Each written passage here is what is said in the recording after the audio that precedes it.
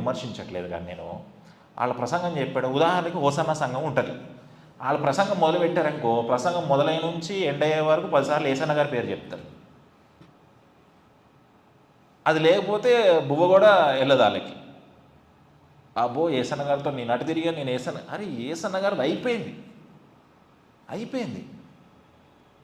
ఏసయ్య గురించి చెప్పు.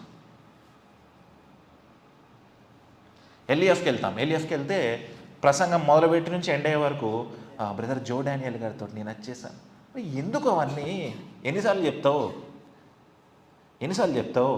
మన సంఘాల్లో ప్రతిసారి ఏసన్న గారి గురించి, ప్రతిసారి బాక్సింగ్ గారి గురించి, ప్రతిసారి వాళ్ళ గురించి మాట్లాడడం తప్పని చెప్పట్లేదు. ఒక ఎగ్జాంపుల్గా వాళ్ళని తీసుకోవచ్చు, కానీ ప్రతిరోజు నా ఎగ్జాంపుల్ ఆయన అయితే ఎలా?